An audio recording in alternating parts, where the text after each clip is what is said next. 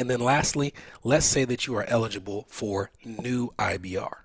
Going back to our spreadsheet, you'll see that to be eligible for new IBR, you have to be considered a new borrower on or after July 1st, 2014. So it means that you have to be fairly young or have gone back to school after paying back your previous loans to be eligible for new IBR.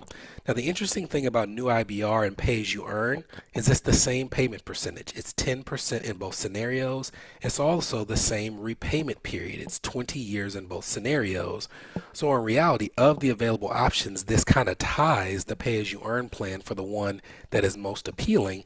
But the extra benefit is if you're eligible for new IBR, that is one of the plans that we know is going to exist even beyond the middle of 2028. So unlike the pay-as-you-earn plan, which is a great plan, yet it's going away, if you're eligible for new IBR, you can make that switch with the confidence of knowing that you're unlikely to be switched again. This payment plan is here to stay. This puts you in the unique scenario where if you're trying to get credit towards forgiveness or public service loan forgiveness right now, it might benefit you to move from the SAVE plan onto new IBR. But if you're on the SAVE plan, eligible for new IBR, and you're still trying to squeeze out as many months of non-payment as possible, it also puts you in an ideal scenario, because if it does take 2 months or 3 months or 4 months or 5 months to kill the SAVE plan, you can wait it out, not make the payments, with the confidence of knowing that even if they force you onto a different plan, it's likely to be the new income-based repayment plan anyways. So I can't answer what's best for your finances, but I can tell you that if you're worried about the prospect of making a payment and you're eligible for that plan, then you have less urgency, in my opinion, than the previous camps that we discussed. That said, there is one group that we have yet to cover which has a lot of urgency, as in next 10 or 11 days urgency, as in if you don't do this before the end of 2025, you could be potentially costing yourself a lot of money urgency. And that is the camp of people we talked about at the beginning of this episode, where they are already eligible for student loan forgiveness and they're just waiting for their credits to be updated, or they're waiting for news that the department has resumed the processing of forgiveness. And until they have that clarity, they are staying on the SAVE plan. That is a very dangerous place to be. Going back a couple of months to the episode we shared about the student loan update in a separate court case, the Department of Education was taken to court by the American Federation of Teachers because they had stopped processing forgiveness under all income-driven repayment plans for not great reasons. And the American Federation of Teachers took them to court and said, this is illegal, you should be processing this forgiveness. And as a result of that court case, the Department of Education agreed to several things with more specificity in terms of how they were going to process forgiveness moving forward. Now, beyond just the reasonable thought of, hey, these people are eligible for forgiveness, you need to process it, there was a real time sensitivity to when they processed forgiveness based on how that forgiveness is or isn't taxed. We've covered this in past episodes, but until the end of 2025, if you have federal student loans that are forgiven under income-driven repayment plans, you do not pay taxes on that forgiveness at the federal level. In most states, that's the case as well when it comes to state taxes, although there are some states out there that tax income-driven repayment plan forgiveness as income in the year of forgiveness. Now, unfortunately, if you have federal student loans forgiven after 2025, then that debt is treated as income in the year it's forgiven. An example would be if you make $50,000 and in 2026 had $75,000 worth of student loans forgiven, then you would have to pay income taxes on $125,000 worth of income.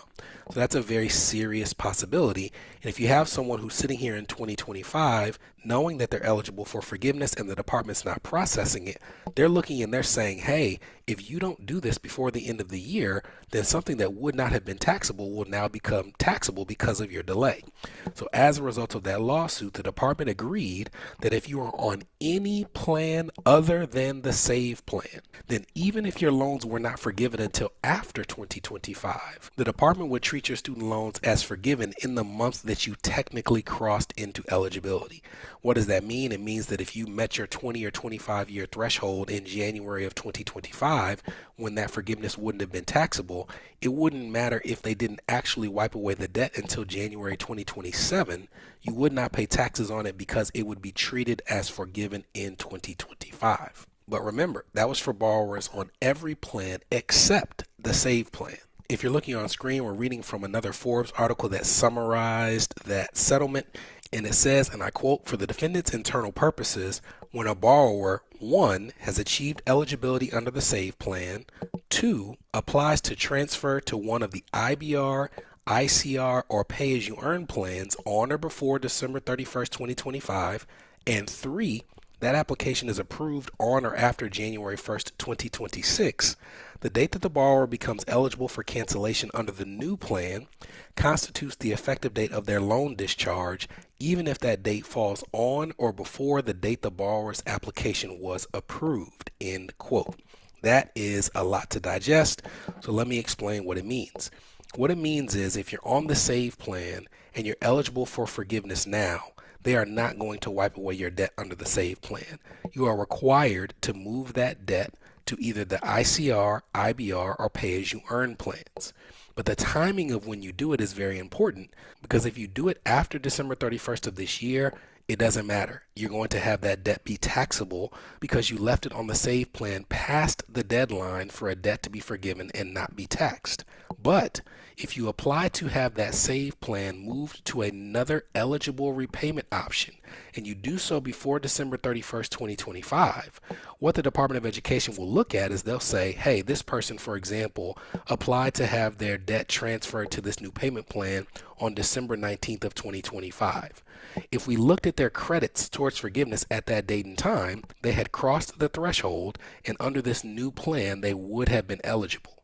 So now, even if we don't process the application itself until, say, January 7th, the date that they are considered eligible for forgiveness is December 19th, 2025, which comes in before the deadline and as a result is not taxable. So what they're saying is these people who are in this SAVE plan eligible for forgiveness, you have like 10 or 11 more days to switch your plan and not have this forgiveness be taxed. If you're in the small subset of people to which this applies, you need to take steps now, potentially today, to put in that application.